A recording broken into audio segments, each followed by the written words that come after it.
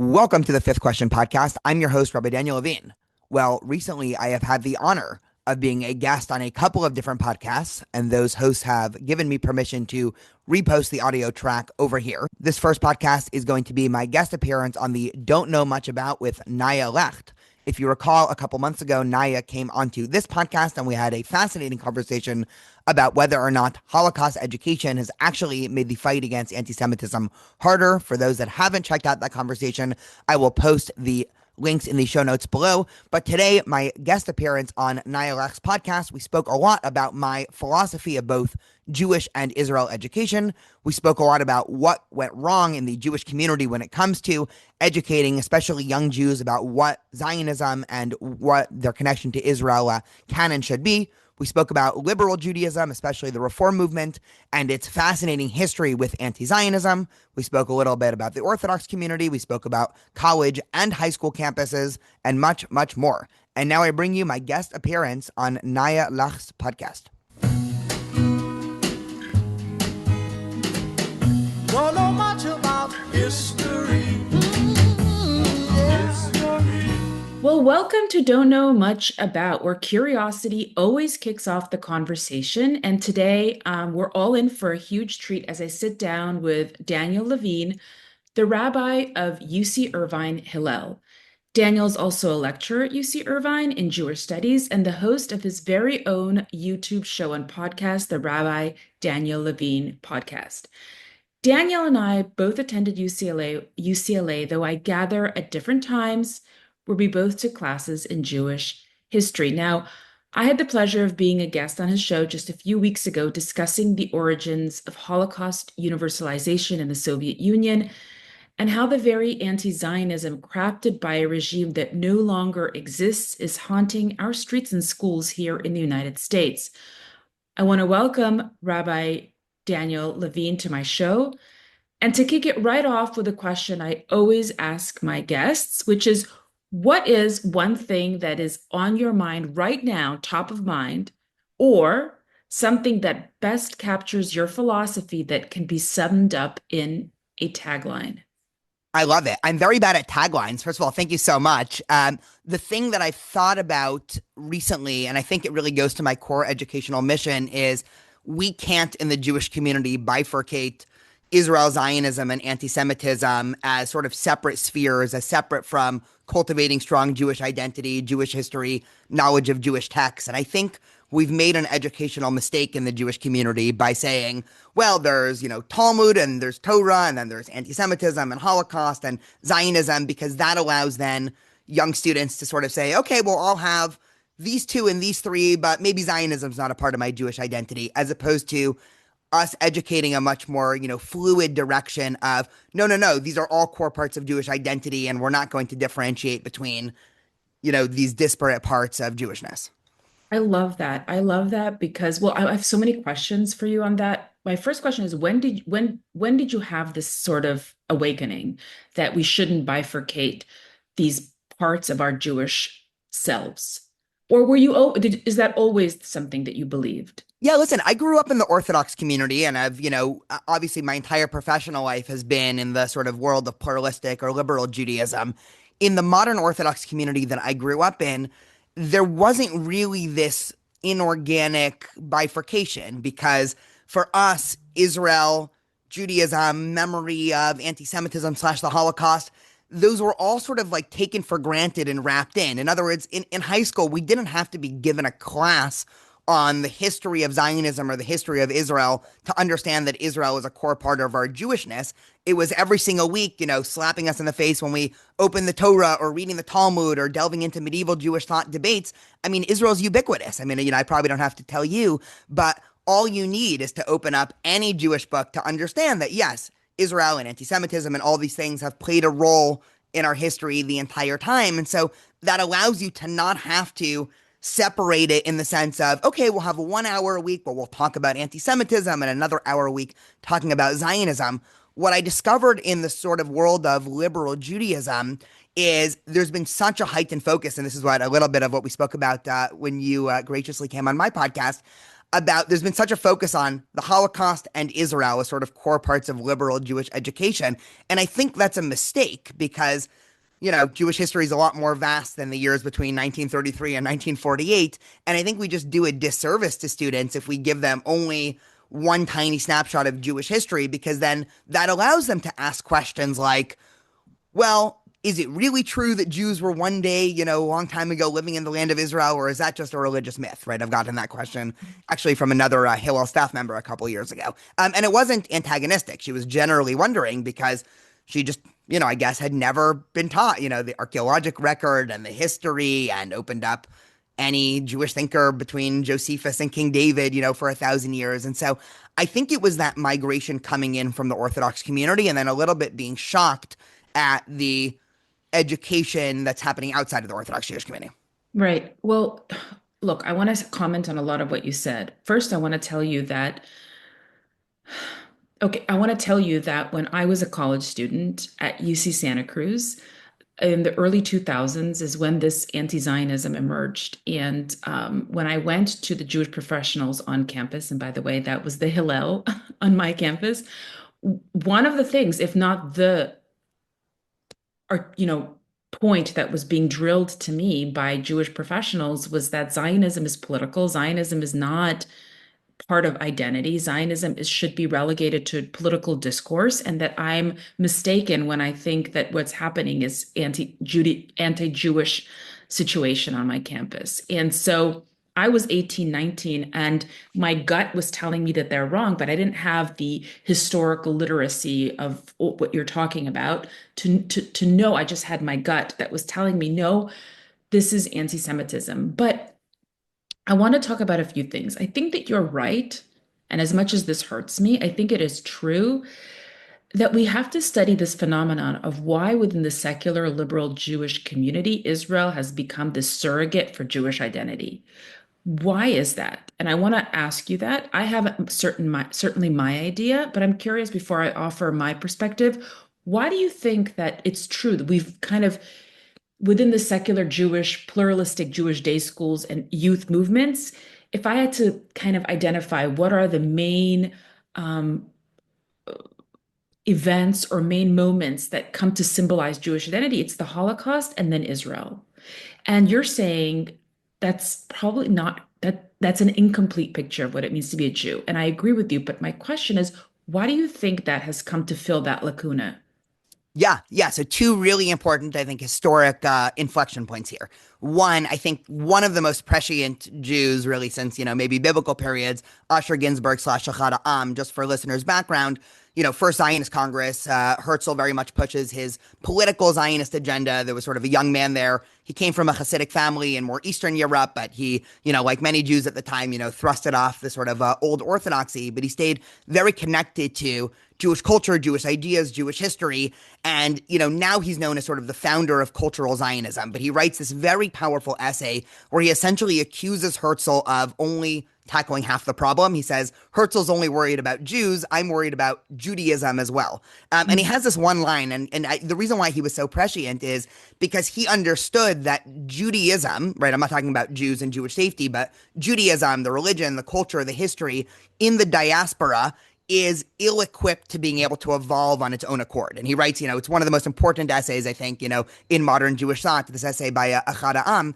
And he says, what we need is a cultural center that'll go breathe life into the diaspora because Jews are at risk of, as many different versions of Judaism as there are countries in the world. And I think he has this other line where he essentially says, Judaism is becoming an ever more diluted confessional religion that most adherents don't actually believe in the diaspora, right? And so, he's sort of holding up a mirror to the Jewish diaspora. I would say this is certainly the case in America today, where the reality is, and, this is not a moral statement, this is a descriptive statement.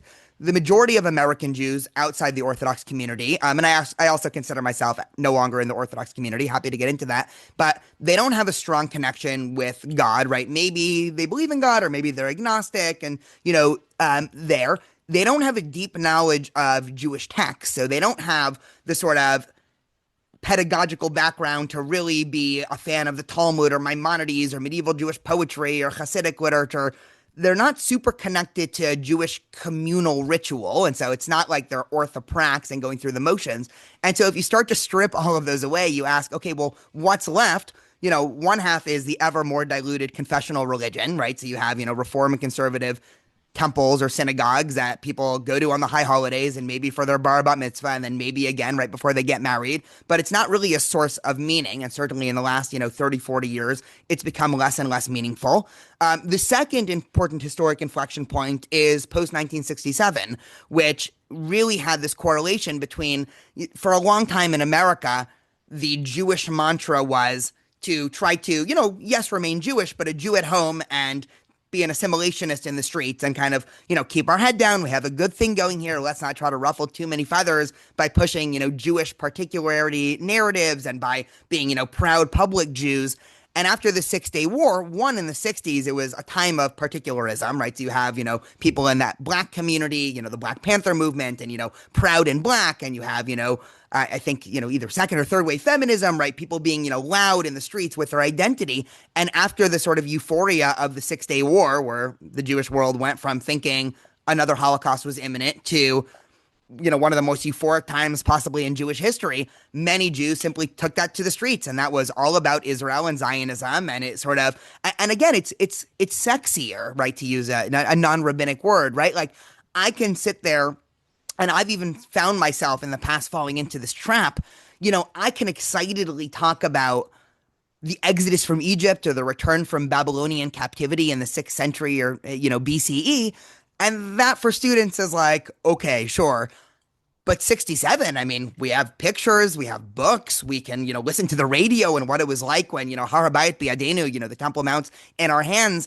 And so between both, Achad Ha'am being correct in terms of Israel being the focal point of Jewish diaspora mixed with the fact that like this is something we can really be proud of in terms of the state of Israel. And I agree with both of those things. I agree with Achad Ha'am and I agree that post 67, we should have moved towards more of, cheering of Israel. But I think some people took that too far to the extent that Israel and Zionism sort of became their entirety of their Jewish identity. And that's, I think, a mistake. Very interesting. So and I'm glad you gave a kind of much more of a answer rooted in Jewish texts, Ahad Ha'am, and that's fascinating, really, where he, as you said, was very prescient, predicting where we're at today, where Zionism is kind of filling in that lacuna for us, and kind of we're having a piecemeal Jewish identity.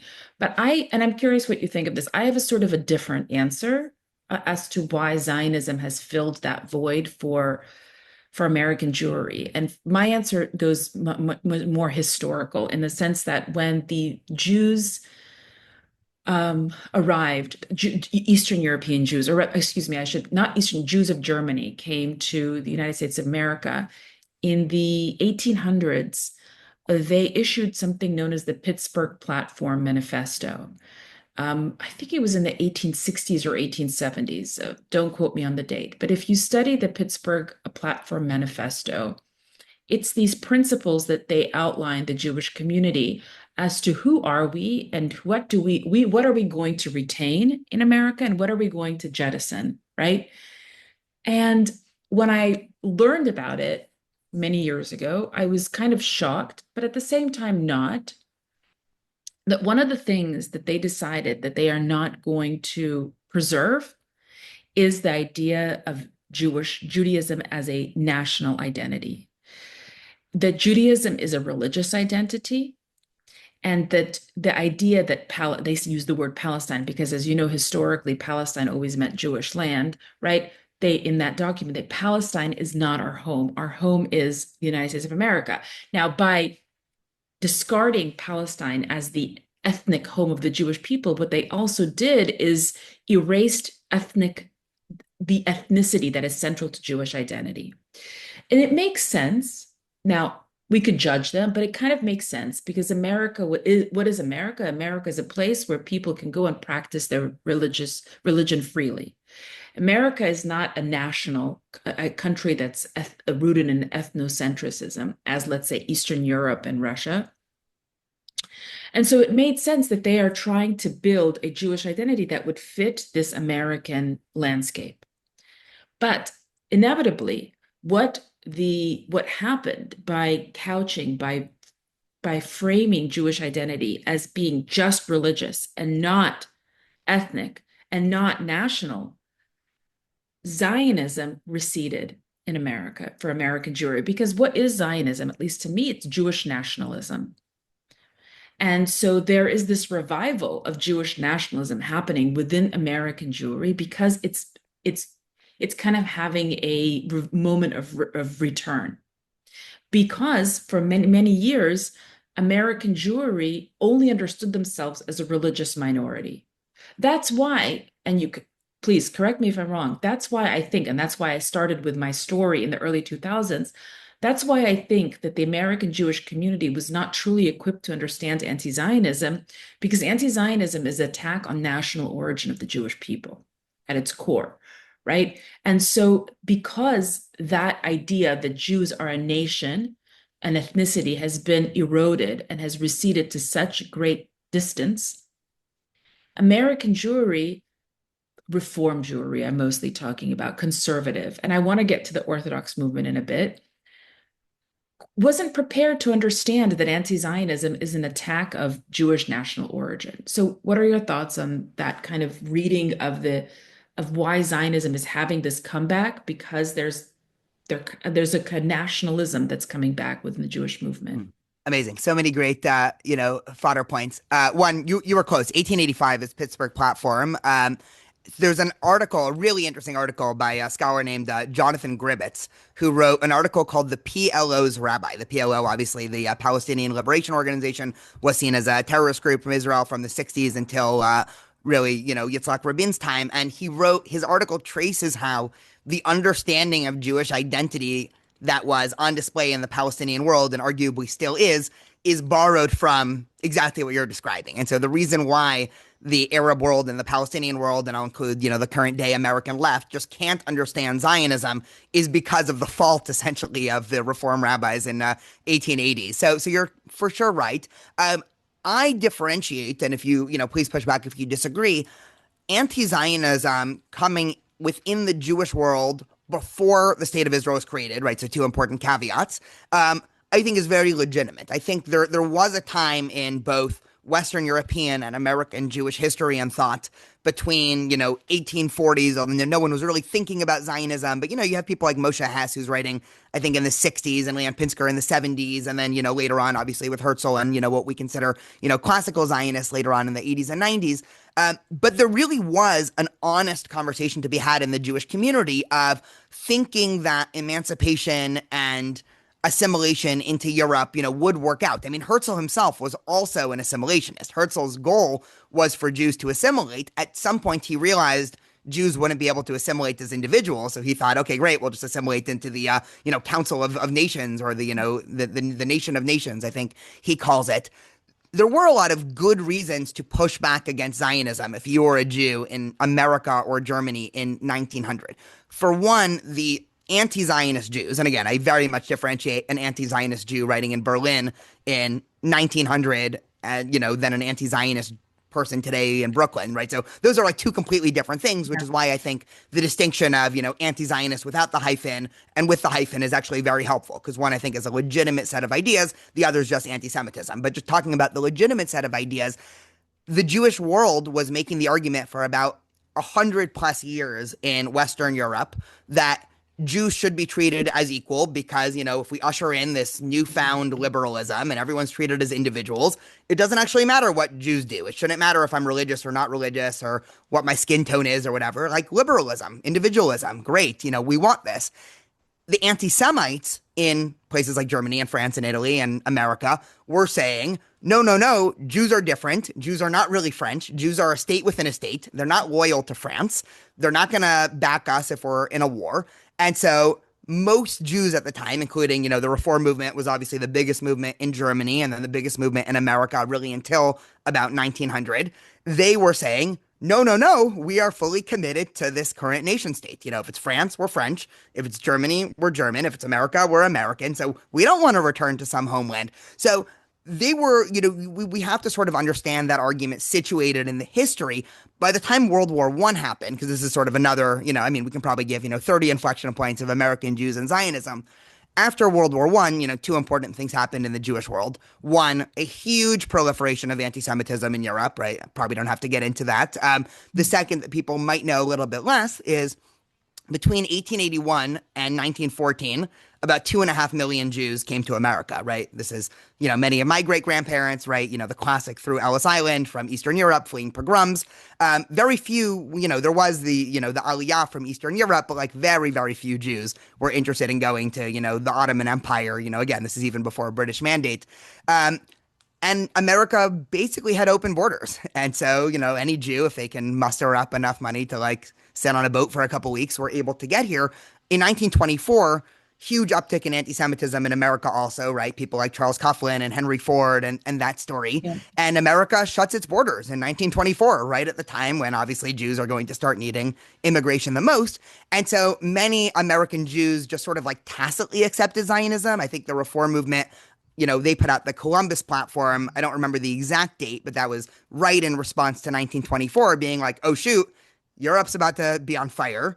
Mhm. America's closed its borders. So, of course, we need to support, strong Jewish political entity there as well. The anti-Zionism that I think we're dealing with now, right? Like almost no one that I've met, maybe there's like one or two people, but like who are putting forth anti-Zionist arguments, I think are the type of like good faith anti-Zionism that people like, Franz Rosenzweig or Hermann Right. Cohen or yeah, Well, I wouldn't push back at all. The only difference that I make is I call these early pre-state Jews who had an issue with Zionism as non-Zionists. That's how I kind of discuss them when I teach. I talk about, and by the way, the hyphen here really is very helpful. Because it differentiates between people who were against, let's say, Zionism versus full-on Jew haters. We're sure. talking, But right? but some of these early, I guess, non-Zionists, I mean, they were really non-Zionist. In other words, there was there was a British Jewish journalist named Lucian Wolff who writes in 1904 a book called The Zionist Peril. And he essentially says something which is simultaneously probably true and also kind of like tough to put ourselves in the mindset where he essentially accuses the Zionists of siding with the anti-Semites. He's like, the liberals, both the Jewish liberals, and I don't mean liberal in the same sense of like, Democrats today, but like people who wanted basic liberalism, right? So both mainstream conservatives and mainstream liberals in America today are both capital L liberals. I mean, hopefully it stays that way. But he was saying, the liberals, both Jewish and non-Jewish, are trying to usher in individualism and liberalism, and it doesn't actually matter what your national or ethnic or religious identity is.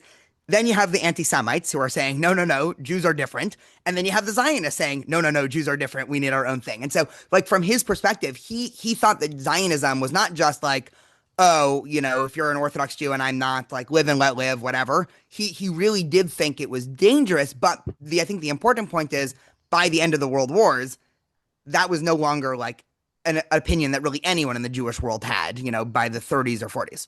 Yeah, and here I'm going to reference Ruth Weiss. Ruth Weiss, who I love, she's a thought leader for me and a mentor.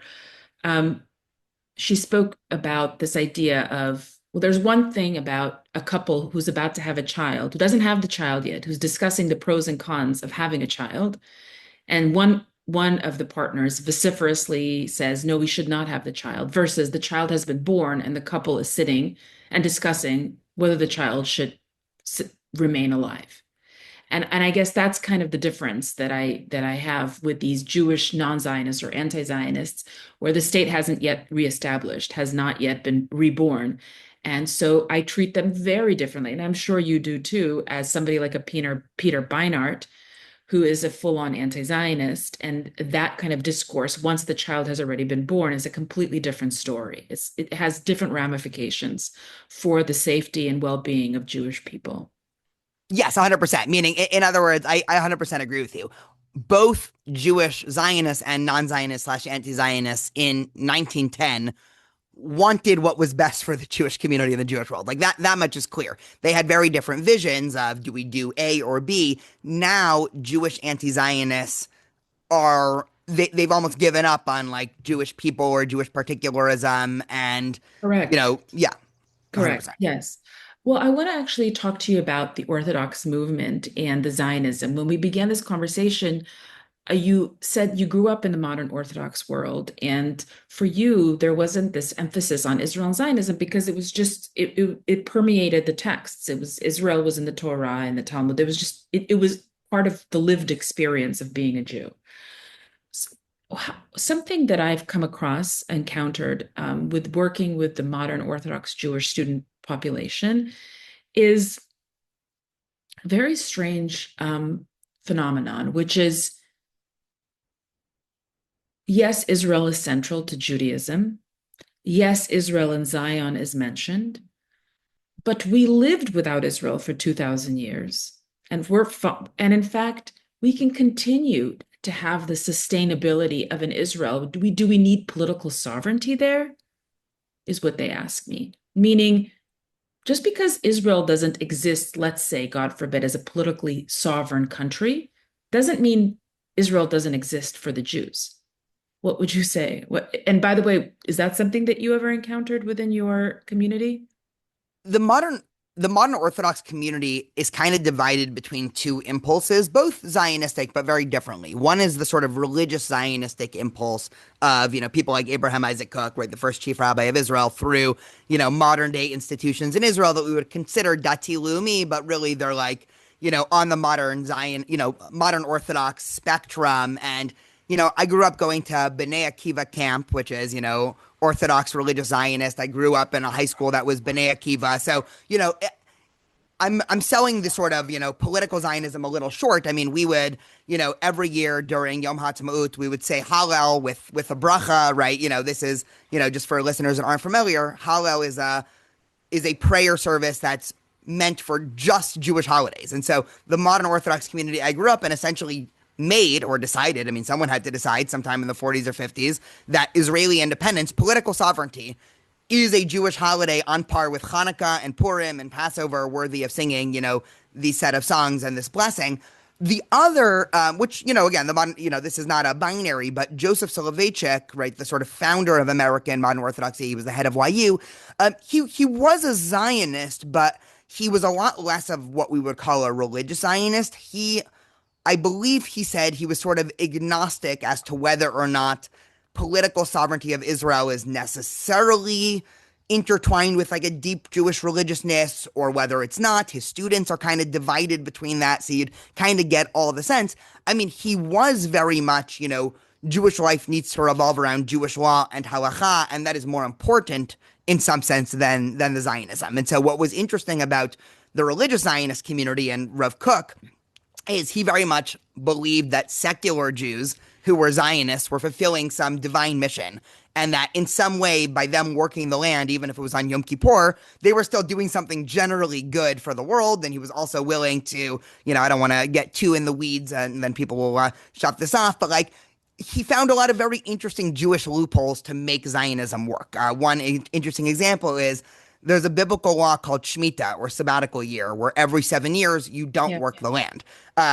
This is an idea that is ubiquitous throughout the Tanakh. The Talmud and Midrash, that we're talking rabbinic literature, 1st through 10th century CE, speaks about the sabbatical year as like one of the most important things. It's like, if you don't keep the sabbatical year, famine comes to the world. If you don't keep the sabbatical year, God kicks the Jews out of Israel, right? Like, the rabbis clearly took this idea very seriously. But how do you run a modern economy in 1920s in British Mandate Palestine, where every 7 years taking off? So, like, classic Jewish loophole. He sold, sell the land to an Arab farmer, and it's their land, so technically you can work it, right? We've all heard of similar loopholes. So those type of ideas, the other half of American modern Orthodoxy, the Joseph Soloveitchik types, kind of frowned upon. And in their mind, you can't make the state a religious value that's more than, religious Judaism. But the vast majority of the American modern Orthodox community, like, is very Zionistic. Even if when we go into the theology, maybe some of them are divided. Is this connected to Judaism and Messianism? Is this just really important because it's a place that protects the Jews? One other interesting thing to throw out there, then I'll pass it back to you, is Chabad, which is not modern Orthodox. It's Hasidic, but probably the most visible Orthodox Jews for people that are in the liberal Jewish community. They are also not Zionists, right? They're never going to sing Hatikva. They're not going to have Israeli flags anywhere in their house. They're not going to celebrate Yom Ha'atzmaut. And yet they're very pro-Israel, right? Yeah, and it's exactly this differentiation. Yeah, but and I understand the Chabad issue with secular Zionism, um, but what but the issue is that if you ask a Chabad rabbi, is the goal to rule over Israel? It is. It's just how do we get there? It's a disagreement of how we, it's a theological disagreement of how we get there, waiting, this is also getting into the Neturei Karta movement. Like, I actually think, and this is going to sound very crazy, I think that they are actually Zionists, even though they hate Zionism. If you ask them, is the land promised to the Jewish people by Hashem, by God? It is. Is the goal for the Jewish people to rule over this land? It is. There's just a disagreement of how we get there. And so when those students tell me, well, we don't really need to have sovereignty. Well, what is sovereignty? It's ruling the land. I think that's incorrect. Yeah, I mean, according to modern Orthodox philosophy, those students are incorrect, right? Like modern Orthodoxy equally believes in, Mashiach and a third temple being built in Israel, and obviously, the reinstatement of a Jewish king over the land and the entirety Yeah. of the land, right? The river to the sea, as we call it. And so, yeah, that is, official Orthodox belief. Neturei Karta and Satmar are interesting. I also make this point where, they're I guess what I'll say is they obviously are not severing the connection between Jews and the land of Israel, right? So I think Not there, exactly. That's really important. Yes, go ahead. no. So I was going to say, like, there is this progressive and liberal, maybe some Jews adopt this, but mostly in the non-Jewish mainstream, that if Judaism's a religion, which again is an incorrect premise, but with their understanding that Judaism's a religion, because interestingly enough, both the most liberal, old school Reform Jews call Judaism a religion, and if you go Orthodox enough, they start referring to Judaism as a religion The again. So it's a very religion. interesting Yes. phenomenon. So if you accept their premise, which again I don't, but like if you do, then they say, well, why does a religion need a land? A religion's a set of ideas and morals and beliefs about God. What does it have to do to a real estate? And a lot of them will hold up groups like Satmar or Neturei Karta as like, look, these are Jews that are again, and it's so wrong. I mean, okay, we can talk about, tokenization and progressive double standards and like that's there, but it's even more incorrect on just a deep level of like, you guys don't understand. Neturei Karta and Satmar, in their mind, any minute now, Yeah. eagles come and lift us out of our houses in LA and Irvine and plop us in, and there, a giant temple comes and destroys Al Aqsa Mosque and Dome of the Rock, and all of the Arabs there, somehow either leave or get converted to Judaism or maybe stay in, second class citizenship, right? Like, it's very much not the progressive world that like the blue haired Marxists want when they're holding up Neturei Karta as like, look, these are our allies. Yeah, exactly. And I'm really glad we made this point. You made this point because I think it's so important for people who are listening and for my students who often tell me that, look, you don't have to be a Zionist to be a Jew. In fact, the most religious Zionists are not the most religious Zionists, but absolutely right. In their, ideal world, in their world that they pray to every day, we're going to be taken by eagles, everyone, to go and live in the land of Israel. So speaking of students, and you work with students on college campus, and you have a sort of pulse on their day-to-day challenges. I want to shift this conversation to what are your observations in terms of the Hasbara? Why has Hasbara failed us? I mean, I have so many of my own thoughts, but I'm obviously here to hear your thoughts. What are our kids doing? Are they doing something new or different? What's it like? Do you have a sense being you are on college campus with them? Yeah, I think Hasbara has failed for a lot of the reasons we were talking about before. Let's use the kid analogy. If you're already starting off from the premise of handing out to students, here are 10 reasons why my child is legitimate, that puts the question on the table. And yes, there are people who want to discredit Israel and Israel's legitimacy, but that's not a game that I think we should be playing. I don't think it's helpful for students who know very little about their own Jewish identity and Jewish history and Israel and Zionism, all of these things that are interconnected, to say, if someone tells you Israel has no right to exist, you tell them, no, no, no, the UN did this vote and then this war happened. Like, that's too much in the nitty gritty as opposed to just almost just laughing them off. Like, if someone comes up to me and says, what connection do Jews have with Israel? My question's probably, do you actually want to have a real conversation about this, or are you just saying that? But it's almost like they're not. I mean, this sounds bad, and as an educator, I would never say it to their face, but like I act as if we're not on the same level here. We're not, it's like if I went into the physics department. I know nothing about physics. I took one math class in college and no physics classes. And I walk in and I say, I think your nuclear reactor would be a little bit better if you, like, they would rightfully so look at me and just laugh me out of the room. And I think we just kind of have to have that approach to the people that are like really challenging all of the obvious facts of Jewish history. And so I think that a lot of these initiatives that many Jewish organizations, I mean, we can name them. I mean, I think Hillel's done this also. I'm very proud to work for Hillel, but I know that Hillel oftentimes has sort of fallen into the trap of, if we just have one more seminar about common misconceptions about Israel and Judaism, we can just convince people. And I don't think any of it works. I do think, contrary to what you would get if you just read, popular media, is most Jews have, I think, increased their support for Israel in connection with the Jewish community. And so this idea that like young Jews are becoming anti-Zionists in droves, again, there probably have been a small percentage of Jews who have moved, proverbially to the left on Israel and Zionism. I've seen it much more in the other direction. Both undergrads, grad students, and also professors. That's actually the most interesting thing. People don't usually talk about professors. Mhm. I've been, at UCI for 5 years before October 7th. I knew like two or three professors that had any interest in interacting with me or the Jewish community or whatever. Now there's a group of about 50 Jewish faculty at UC Irvine, and I know other schools have done the same, that meet regularly, not always to talk about, Zionism and anti-Semitism, but just to have community. And, we're thinking for this year doing like a monthly course of study, around some texts and things like that. And so for a lot of Jews, I think it's sort of like hardened ourselves and, made us more communal, and everything there. And then I think a lot of Jews have been, for every Jew who's become a radical JVP anti-Israelist, two Jews, much more quietly, are stopping from being a progressive and becoming either a centrist or a conservative. And so, it's disingenuous, and it was sort of painful, in the lead up to the election. I would see the New York Times run an article, these young Jews are part of the, don't even vote for Harris campaign because she was quote unquote supporting genocide. And the New York Times would highlight, students at some, vague Ivy League as if they represent the Jewish community.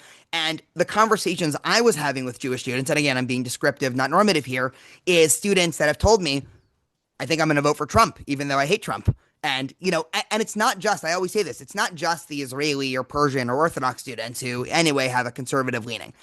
I was talking to one student, I obviously won't give their name, non-binary, short hair, 19, very crunchy granola. You look at this person and like you would bet your life savings that they are not voting Republican. And I remember talking to them the night or the morning after the election. And I, wanted to check in with students. And, I was like, hey, how are you feeling about this? And I expected like, okay, like let's get coffee, we can process feelings. I'm so excited. I was so happy. I think Trump is going to do all the right thing. And I was like, so taken aback. I was like, wait, like, I don't usually like kind of break the third wall. I was like, wait a minute, you vote. Like, I was like, I just want to understand this better. Not that I disagree with you. I'm so curious. And so that's, I think, an equally valid story that we need to tell. Absolutely. I have a dear friend. She's a professor of political science in her field of interest is gender studies and obviously in the political science field. And you would probably think she's, on the left. And she and I were talking the other day, and she's like, I'm ecstatically happy that Trump won. And I'm like, this just does not compute in my mind because, she traditionally, classically wouldn't have voted this way. And she's explaining to me that there are a lot of people who are quietly this, as you're describing, this strange phenomenon. Maybe it's not that strange. But let's go back to Hasbara not But there working. was also, sorry, can I just say one more comment on that? So a study came out a week ago, I'm forgetting who did the study. People can easily Google it. It revealed 88%. So this is almost, everyone on college campuses self-censor their own views for fears that they Yeah. want to look more progressive than they are. And I think this is the fault of higher education and the fact that on average on campus, it's the sociology grad students that are the craziest progressives and they're in charge of grading and, helping you get internships. And so I see this like crazy students when once they get to know me and there's a group of, two or three of us talking and they know it's sort of private, the stuff they're saying about politics and the world and, everything like, gender, and society and, religion and Trump and all these things completely different than those same people when it's sort of a more public setting where they're like, kind of affirming all the progressive niceties. Right. Yeah, I think I know the study you're referring to. Was I think either conducted by Heritage or Axiom, but anyway, yeah.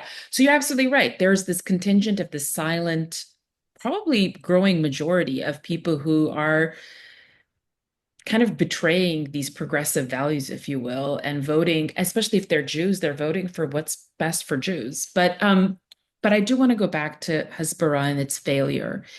And I kind of want to, confess to you and to everyone that for many, many years, I was part of a movement that was building curriculum, and I still am, to try to teach kids as much as possible on the Arab-Israeli conflict. And many times I meet a lot of community members who are like, okay, my child has a teacher who said this in the classroom. Please point her to an article or a book. But what they're asking me really is, how do I obtain a quick PhD in Middle Eastern studies and know everything there is to know about Israel? Like you said, Israel doesn't have a right to exist. Oh, let's go back to the San Remo, the Sykes-Picot Agreement, the British Mandate period, the White Papers, et cetera, et cetera. Let's retrace this entire history and get into the minutia. And I thought for many, many years that by passing this knowledge to the Jewish kids, I was arming them to be able to stand up for themselves. But I have to admit, and I'm very concerned that I may have contributed to their participation on their trial, on the trial of the Jewish people. Like, there is no conversation. As you say, you laugh it off. It's as ridiculous as if I came to the physics department and questioned quantum physics or quantum mechanics and its legitimacy in the field. It's and and and so I was talking to one of my students about this, and I said, I think you need, I think that when you are being told Israel doesn't have a right to exist or Israel is a colonizer, you call out the libel, you call it out, and you move on. And he said to me, that's great. But before I call out the libel, I want to know the history myself. So the history does give me the confidence, he says. But I really think that this whole Hasbara, like when they say this, you say this, and when they say this, you say that. 10 points, the case for Israel, even that wording, the case for Israel, you are continuing that trial of going back to that analogy, the extended metaphor now of the child being born. There's no conversation anymore. It's born. So what do you tell what are your students doing? Like how are they navigating this? What are they doing now that's different from this classical Hasbara? Are they doing anything differently? I mean, I think it's pretty ingrained. I also think that there's kind of two different things. And I always say, I mean, even when we're talking about criticism of Israel, because I think in the Jewish community and in Israeli society, I mean, Israel can't be made into an idol either. So I think, you know, we have to be able to talk critically about Israel and Israeli policy and, Israeli actions historically. So there is a bucket of this is crazy, this is libel, we're not going to entertain this. And then there's a bucket of like, okay, did Israel do the right thing in the 1970s by allowing the settlement movement to, build a bunch of settlements? Like that, maybe I have strong opinions. I do have strong opinions, but like, I think that's a reasonable conversation to be had in the Jewish community and in Israeli society. Same with now. I mean, I'm sure everyone listening to this has strong opinions one way or another of whether or not they think the 300,000 people who just protested in Israel are correct or the government is correct in continuing the war. But we have to be able to, I think educationally, Jewish students, both on the high school and college level, need to be able to understand both sides and that this isn't simple because these are constrained within the bounds of reasonableness, right? Like clearly in Israeli society right now, within the Overton window of the mainstream, there are some people who think the war should end, even if that means Hamas stays in power and we'll deal with them later. And another group that says, no, no, no, this is just going to happen again in 3 years. If we pull out, then we'll have a war in, 2028. And so that to me is very different than somebody questioning Israel's right to exist and legitimacy. So I think there is a lot of value for Jewish students to understand the history and, what happened in 1948. What are the questions we still have? What was the legacy of the Six-Day War? What questions do we have? The Second Intifada, the disengagement from Gaza, like all of these questions down to like, the huge movement that was taking up all the oxygen before October 7th, the judicial reform. I mean, I did plenty of conversations with students on the judicial reform. I had quite strong opinions on the judicial reform. I'm happy to get into it, but we also don't need to go in that tangent. And there, that was, again, I really ultimately, as an educator, wanted students to understand it enough to be able to confidently argue both sides and understand both sides. But when positions are illegitimate, when I view them just completely off the rockers, you know, sure, I can probably, I've consumed enough garbage takes to be able to give you the anti-Zionist Israel has no legitimacy case. But like, students don't need to know that any more than we need to teach, you know, creationism on the same level as evolution. It's like, it's interesting to know that there are people who still believe the universe is 5,000 years old and that evolution is some, myth or whatever. But like, educationally, I'm not interested in people knowing, well, here are all the nuts and bolts, and here's how you respond to a creationist. At some point, it's like, if you don't believe in evolution, like, okay, Right. great. I guess my question and something that I'm processing with you and off this podcast is when do you entertain this both sidism kind of narrative? And I hate to always have to go back to the Holocaust, but in let's say if I were to design a new course on the Holocaust and I wanted to teach about the German perspective, right? The Wilhelm Marr perspective that preceded the rise of Nazism and the birth of anti-Semitism as a word, anti-Semitism in the late 19th century. To what degree do I entertain German narrative of, you know, fears and anxieties that the Jews were becoming a political threat? Or what, even if we don't want to go to the Holocaust, we can go to the Khmelnytsky massacre in the 1600s. Should we entertain the idea that the Khmelnytsky was worried that the Jews were forming political alliances with the Polish nobility? And in that way, teach the narrative. That's my issue. When do you say certain narratives I'm not going to entertain, right? But as an educator, I'm also an educator like you. I do think that my job is to present as much information to my students. But as I see, I have Yeah. this moment where I'm like, where's my eruv, so to speak? Where are Hmm. my borders? What are your I thoughts? think if it's done right, you can kind of have both. I mean, I think educational, assuming you're, academic education, not, Jewish religious education, I differentiate between the two, should be pretty descriptive. I think, let's pick the Khamenei massacres or the Holocaust. A deep understanding of that should both come out with people understanding how politically and sociologically and economically fraught these situations were.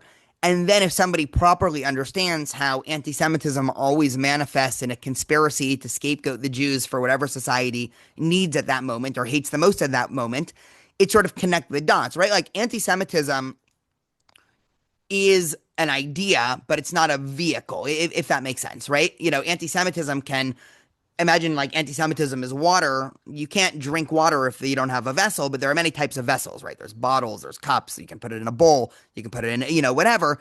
And so you kind of have to understand both. If you want to understand the mechanism of like this cup of water, you got to know the cup. And in this case, the cup is post World War I, economic collapse in Germany. All of these reasons, people being really upset and thinking that there was, people who weren't sufficiently German enough in World War I to help them win. That's important. And then the water is like, okay, well, you have, you know, medieval Christian anti-Semitism, Martin Luther's anti-Semitism, Protocols of Elders of Zion, new race sciences and, quote unquote, anti-Semitism. And like that was the water being poured in. And like it just so happens that every time there's socio-political slash economic collapse, because there's already this water there, the second somebody gets a vessel, the thing that's going to be poured in it is the anti-Semitism. So I think, we probably make a That's mistake. why Yeah. I just want to interrupt you, and that's why I am concerned about these conversations with settler violence. And I don't personally use the word settler to describe the Jews living in Judea, Samaria, but let's go with that for now. And I'm not saying we're not going to talk about it. We could talk about it, but the problem is that that's the vessel, but the likelihood of it bringing in the water, the anti-Semitism, and showing me a Jew with fangs who lives in Judea, Samaria, settler, drinking blood, who's a violent warmonger, who's basically the reason why there's no peace in the middle in the Israel Arab Israeli conflict. It's it it opens the door so easily for the water, quote unquote, to come in through that vehicle. That's my concern.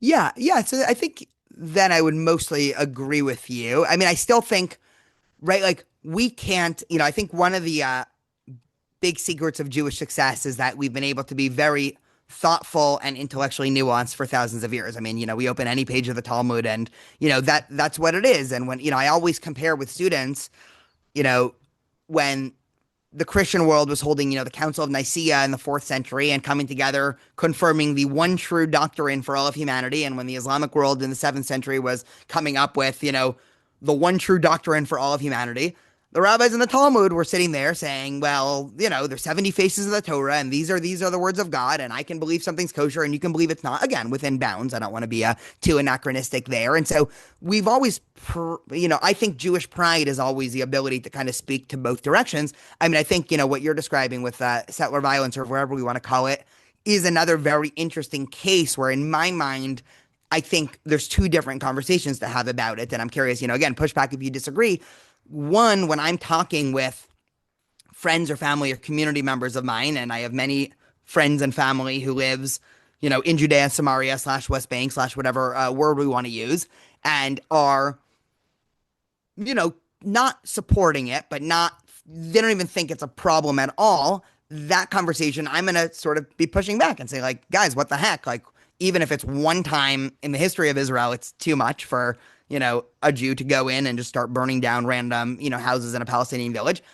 That said, we have to keep some proportionality. This isn't some, massive phenomenon that's happening every single day that represents, any major faction of Israeli society or anything like that. And so if I'm on campus and somebody who's very anti-Israel comes up and says, well, Palestinians have Hamas and the Jews have the settlers.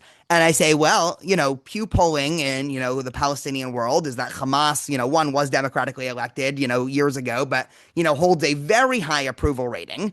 Whereas the settlers, even among people who live in Judea and Samaria, the percentage of people who think this is reasonable is maybe single digits. So like this is not a proportional conversation. So like it very much differentiates regarding who I'm talking about. Not that I think I'm lying, but I think it's just two completely different things compared to where people's premises are. So if we're talking in your premise, as are, many of my Jewish students, they love Israel. Israel has a right to exist. Israel's generally on the right moral side in this war against Islamism, all things I believe.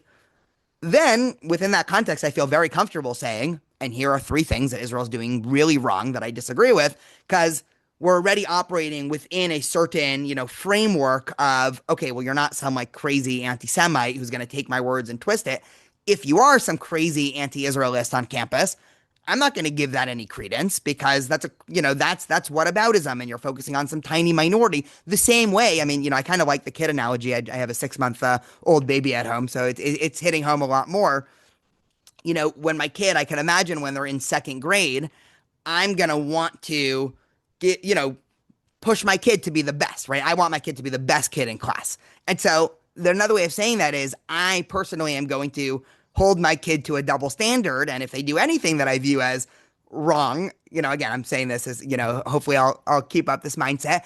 I want to say like, hey, here's what you can do better. I'm not going to say that to the other random kid because I just expect less of them. But if the teacher starts holding my kid to a double standard and starts giving them worse grades, even though they're doing better work, I'm going to get in there and be like, hey, what the hell? And it wouldn't be a reasonable argument for someone to say, but wait a minute, the other day you were just telling me you hold your kid to a higher standard. Like, it's completely different things. Agreed. No, I think that what you're saying is essential, which is where are you having these conversations? Are you having them with a hostile crowd? Are you having them internally within the Jewish world?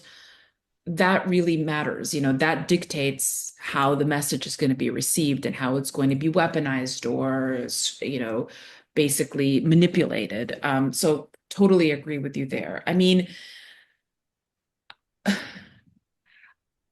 I don't have the numbers in front of me, but there is an important organization called Reguvim, I think it's called, Regavim in Hebrew, and they monitor basically settlements. And I keep on doing the air quotes around settlements because I just personally don't like to use those words.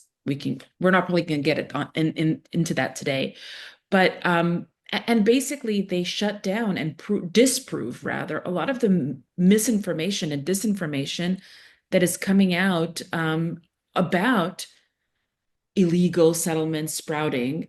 They're actually monitoring Arab actually illegal settlements in Area C, by the way, of Judea, Samaria.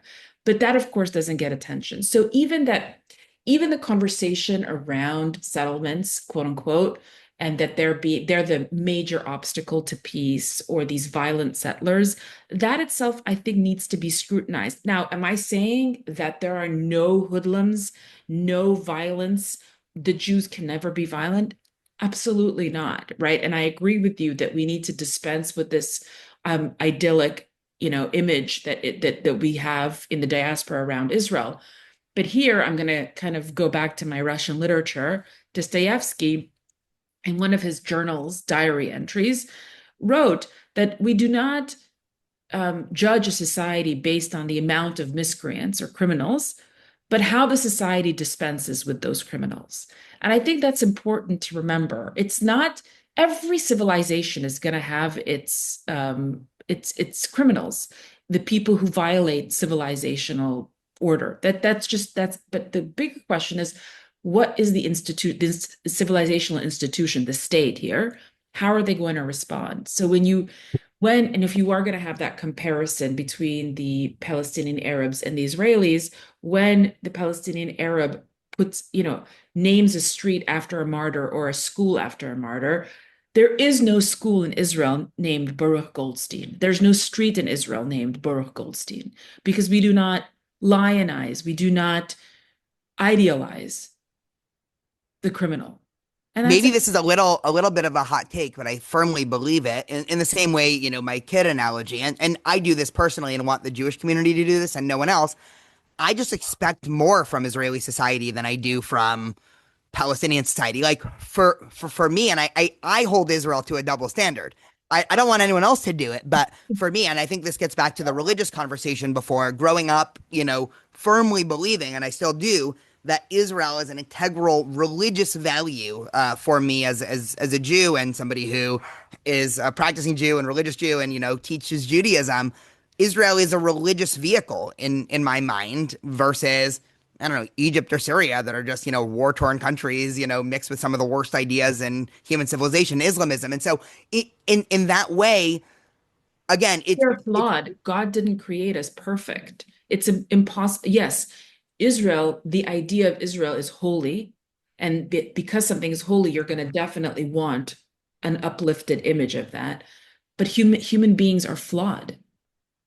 no, for Jews sure. are But human. but the religious ideal, I think, in Judaism is to understand we're never going to get to perfection while constantly pushing towards it. And so, I think part of Judaism, and I think, I apply the same thinking to Israel, there is, you're never there, right? Like you never get perfect because perfection is only limited to God. And, we don't believe humans can become God in Judaism. But it means that there's always ways that something could improve, and it's actually worthwhile focusing on that. Again, this is a very internal conversation. I Yeah. don't want the UN to be thinking of ways Israel can improve because, quite frankly, Israel, I still believe is Do the you most not? moral country in the world. Like, I Okay. mean, and I've defended that on campus. I think the IDF is the most moral army in the world. I'll defend that. And yet, if the IDF is less than perfect, which by definition it is, because it's not God, I will criticize things the IDF has done because, in my mind, I don't want to compare the IDF to Hamas or even the American army. I compare the IDF to my highest, lofty religious ideals. Again, that's why it's a little bit of a hot Let me take. Yeah, let me push back. Let me ask you please. a question. If I'm a non-Jew and I see Jews doing it, for me, it gives me permission to do it too. Do you not believe that when Jews do this, how can we then be angry with the UN for doing this if the Jews themselves are holding themselves to different standards and are doing it of good intention because they want to uplift the world, they want to uplift themselves, they want to bring Hashem closer into this world and his laws. If I'm not Jewish, forget even Jewish, take any minority. If I'm not minority X and I see minority X begin to speak in ways that is very self-critical, I think it would give me much more of a sense of permission to do that as well. Mm. I think you're right. I think it is an important challenge. Two things that come to mind. I love this conversation. One, whether we like it or not, because this is some of people's least favorite Jewish texts. For 2,000 years, we have been extremely self critical. I mean, the rabbis blame the destruction of the temples not on a strong Babylonian and Roman army, but on ourselves. We blame, in the writings after the Crusades, the Ashkenazi community in Germany and France, we're not blaming the Crusaders. They were saying, what have we done so I think this is a deep part of Judaism, perhaps one of the secrets to our survival, that we hate victimizing ourselves so much that even things that are obviously not our faults, we try to figure out, why we deserved it. I'm not saying that's good. I'm saying that that does exist in Jewish literature. The second thing is, I think, with the UN or the New York Times, it's a qualitative difference. So if the New York Times says Israel's committing genocide, I'm not going to say, oh, well, this is a valid opinion and maybe we should, be self-critical in how we're doing this, because that's just a qualitatively different, if somebody tells me that my kid is the most immoral person to ever exist, I'm not going to say, yeah, you're right. She could be a little bit better at sharing, snacks with her friends. Like, so maybe you're 0.1% right. I'm going to say, no, you're just wrong. You're being, in this case, anti-Semitic, or you're just, have a bias against my kid. That said, like I don't think that we should give up the thing that's, I think, made Judaism and Jewish ideas and the religious value of the state of Israel itself, which is this sort of ability to want to hold ourselves to a high standard. So they are in tension a little bit, but I think I don't think it's a slippery slope to, like, next thing you know, we're accusing Israel of genocide. Yeah. Listen, it is tension and a slippery slope. And that's all I want to call our attention to because going back, if I was the teacher accusing your child of committing terrible things and holding your child to a different standard, and you came to me and go, "What are you doing?" I'd say, "Well, your wife just said the same thing." I feel emboldened to do that because your wife, let's say, or your partner, shared with me that she is upset about that X, Y, and Z. I'm just saying we have to be careful how we speak, not just internally, but externally. And I, Totally. But I still have a vested interest in my daughter being the best girl in her future second grade class, and that is my goal. Just like I have a vested interest in Israel being the most moral country in the world and a reflection of all of my values. And so I think I'm willing to err on that side, even if that will invite maybe, some biased attacks, because I view that idea as really important and special. And I think even getting back to, Echad Am, which is a lot of what he was talking about, whereas, it can't just be a state of Jews, it has to be a Jewish state in some way. And yes, the reality is, yeah. And so, but it is certainly a tension. yeah. Well, we're wrapping up, but this was definitely very, very interesting. I'm really glad, just to let you know, it makes me so happy to know that you exist for the Jewish students at UC Irvine. I think that they're very, very, very lucky to have you. Um, I do want to end by asking you just a few more kind of questions. Well, you're coming back right now in the fall to UC Irvine. It's been 2 years since October 7th. What is your sense in terms of campus anti-Semitism. Do you feel that we're having another year of encampments? What are your thoughts? Yeah, I think people in the liberal Jewish world hate it when I say this, but Trump really did do a lot to mitigate campus anti-Semitism. It doesn't mean everything's perfect, and people probably still hold the views, but the number of anti-Israel rallies and encampments and disruptions and things that we were seeing after Trump got into office, it's like night and day. And you do think And it's because of Trump, the I administration? do think it's because of federal government's pressure on both universities, and it kind of shook. Again, people respond to money and status, right? So what was happening with the encampments were a lot of these very loud, outspoken anti-Israel professor students or grad students who had a lot of Twitter followers. The last thing any campus administration wanted was for somebody to share on Twitter, X administrator just disbarred our encampment and they are anti-Muslim and Islamophobic and anti-Palestinian. And now Trump's upped the ante and said, no, no, no. Actually, the worst thing that can happen to your campus is to be, on trial for $500 million or whatever. And, whether or not it's right or wrong, that's sort of a separate conversation of like what's happening at UCLA and the other universities. But in terms of cause and effect, certainly it has made, I feel safer as a Jew on campus after Trump got into office, for sure. People hate it when I say that, but it Wow, just you like went on is. record and said that. No, no, That's no. I say that on my podcast all the time. And I also usually, addend that with, and I didn't vote for Trump. And yet, like, we have to be honest. And, people all the time, it's funny because everyone who listens to that, they're either upset I didn't vote for Trump then, or they're upset that I'm willing to say that, like, yes, Jews are safer in America because of Trump. So that's neither here nor there.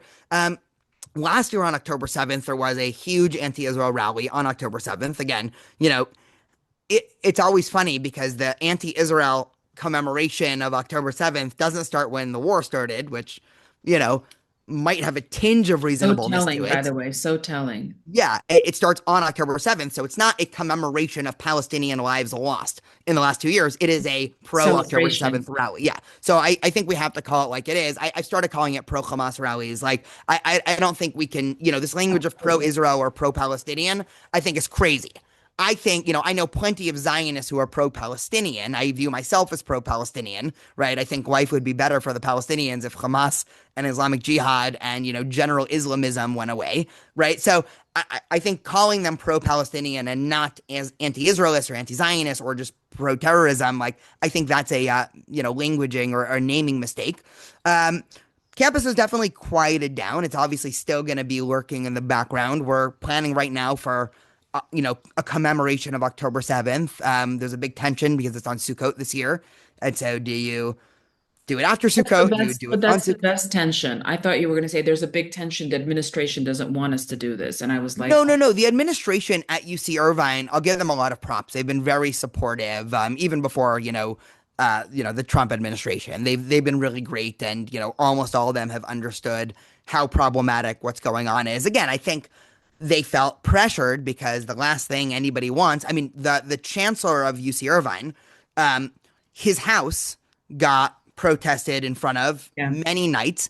They found the phone numbers of his wife and children and were texting them threatening messages. Like, that really sucks. Like, I mean, I don't know what I would do if somebody found my daughter's, I mean, she's 6 months, but eventual cell phone number and sort of threatening her. That would probably change how I act in public and, who I'm willing to condemn and who I'm not. Even if I want to say, yeah, yeah, yeah, I'd always stand up for what's right. Like, I can't say that I would obviously do that. So, despite those constraints, that's why I do think the Trump administration has helped, because before, you couldn't really gain anything by sticking up for Jews on campus because, the quad in academia was surrounded by these staunch anti-Israelist voices. And so the administration, even if they understood this is problematic for people marching outside of Jewish studies classes with, globalize the Intifada, what did they really have to gain by breaking it up? All they were going to do was have, 50 students point their phones at this person and try to dox them, and which happened. And so a lot of them just kind of quietly hoped the problem would go away, which obviously it didn't. And now the Trump administration essentially says, if you don't do this, we're going to take away millions of dollars from you.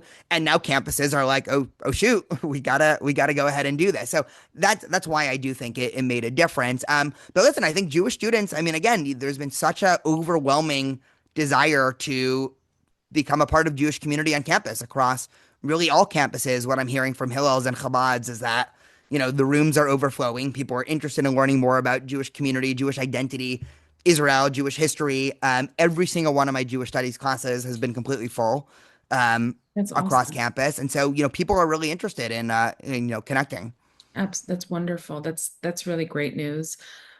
So thank you so much. Also, just want to plug in your show because you have some amazing guests you've had, including myself. But no, um, so it's on YouTube, Yeah, and if you just go on YouTube and type in Rabbi Daniel Levine, you should be thank able to get it. And definitely check out the episode with Naya because it was a really good one. I told you, I think, offline, but I've been getting a lot of very positive feedback from that. And it's an area that needs to be talked about a lot more in terms of, Soviet anti-Semitism and how it migrated to America.